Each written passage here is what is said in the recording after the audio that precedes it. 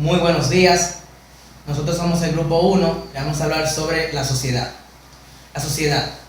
Sociedad es un concepto polisémico que designa un tipo particular de agrupación de individuos que se produce tanto entre los humanos como entre algunos animales. Entre otras palabras, es un sistema o conjunto de relaciones que se establecen entre los individuos y grupos con la finalidad de constituir cierto tipo de colectividad, estructurada en campos definidos de actuación, en los que se regulan los procesos de pertenencia, adaptación, participación, comportamiento, autoridad, burocracia, conflicto y otros. El término sociedad es utilizado indistintamente para referirse a comunidades de animales, hormigas, abejas, topos, primates, etc., y de seres humanos. La diferencia esencial existente entre las sociedades animales y las humanas es, más allá de su complejidad, la presencia de cultura como rasgo distintivo de toda sociedad humana. Aunque usados a menudo como sinónimos, cultura y sociedad son conceptos distintos.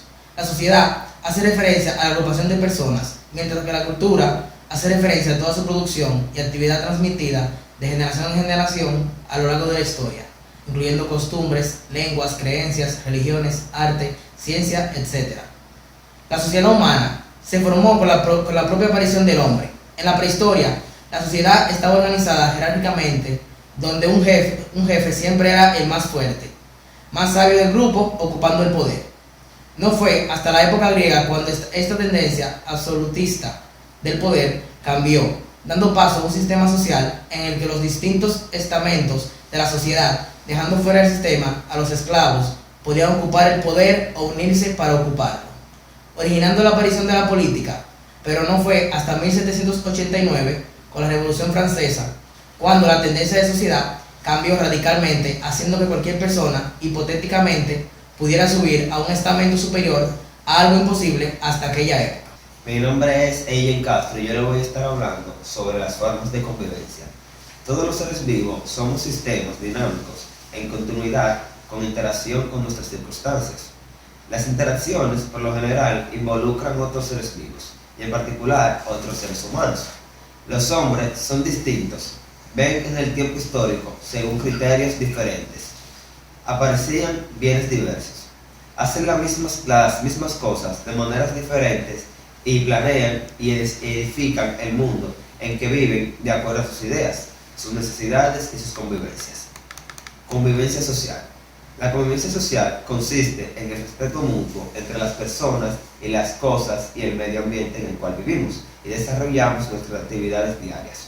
Decimos la importancia de las leyes para que éstas regulen y garanticen el cumplimiento de esa convivencia social. Convivencia familiar. Es aquella que se da entre los miembros de una familia. Convivencia escolar.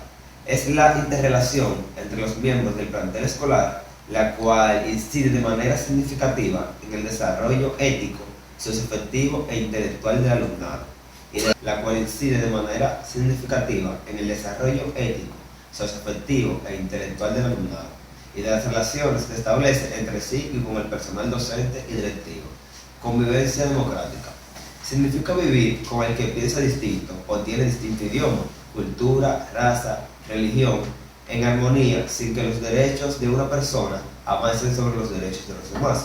Para respetar la convivencia democrática hay una obligación moral y subjetiva, que es la que nos cabe como integrantes del género humano, y esta está basada en que todos los seres humanos deben tener un trato igualitario, sin importar las diferencias de origen. Convivencia ciudadana.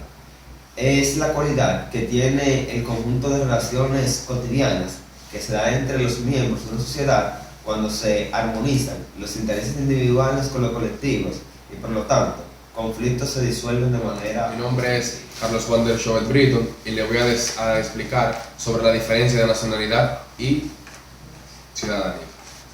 La nacionalidad es el vínculo jurídico básico que determina la pertenencia de las personas a un Estado. Esta relación permite exigirle al Estado el reconocimiento y la garantía de los derechos esenciales de cada persona, así como la protección de todas las leyes. Al mismo tiempo, cada hombre debe respetar los derechos establecidos por el Estado, como el cumplimiento de las leyes, honrar a su país y emblemas patrios, entre otros. El derecho internacional señala que la nacionalidad no se impone, que toda persona debe tener una nacionalidad y que la doble nacionalidad la regula la constitución política de cada país. Ciudadanía. Se define ciudadanía como la condición social de un miembro nativo o naturalizado de una ciudad o estado. Constitucionalmente, la ciudadanía es la aptitud para ser titular de deberes y derechos jurídicos y políticos, por ser el título común de ciudadano que tenemos todas las personas. El concepto de ciudadanía se ha convertido en uno de los términos clave del debate político a partir de la década del 1990. Esta relevancia se debe en gran medida a que es un concepto que se halla en plena evolución debido a los grandes cambios económicos, sociales y políticos del fin del siglo dicho. 2, 3, cámara, acción. En cambio, también podemos definir ciudadanía como un estatus jurídico y político mediante el cual el ciudadano adquiere unos derechos como individuo, ejemplo, civiles, políticos, sociales, y unos deberes como impuestos tradicionales, servicio militar y fidelidad, respeto a una colectividad política, además de la facultad de actuar en la vida colectiva de un Estado. Esta facultad surge del principio democrático de soberanía popular. Soy Daniel Seno y les estoy presentando la mayoría de edad. Según la establece la Constitución y el Código Civil, para cumplir la mayoría de edad tiene que tener 18 años.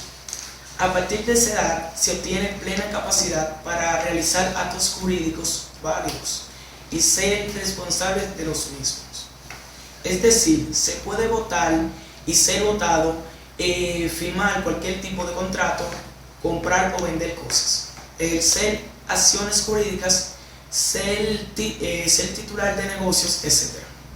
Y en consecuencia, ser responsable personalmente de la consecuencia de todos tus actos.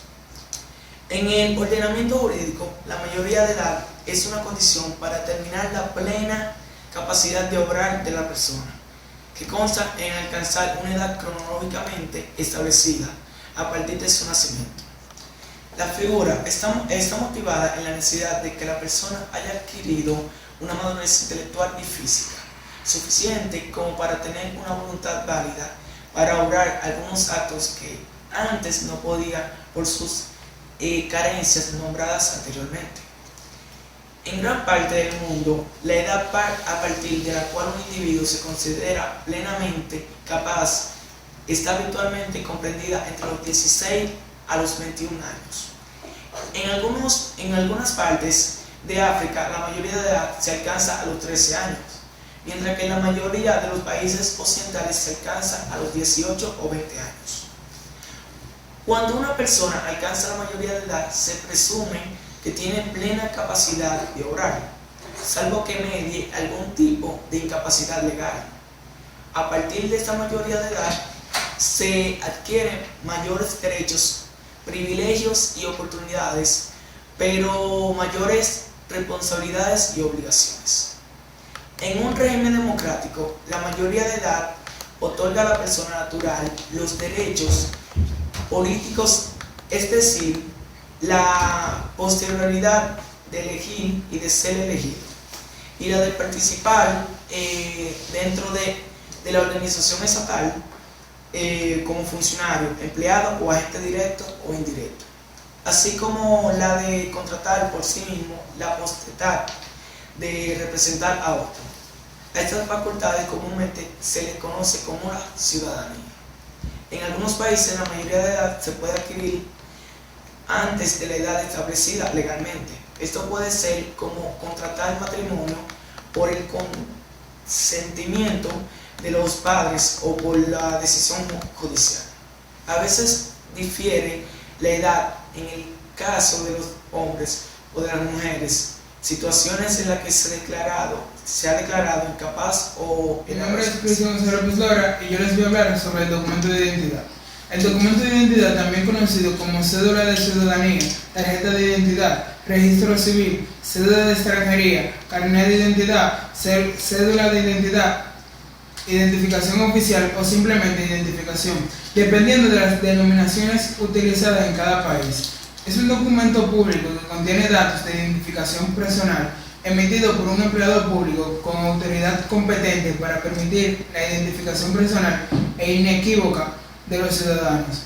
La naturaleza pública se refiere a que, además de haber sido emitido por un empleado público competente, este documento le permite al ciudadano identificarse en todos los escenarios o ámbitos de relacionamiento dentro de la sociedad.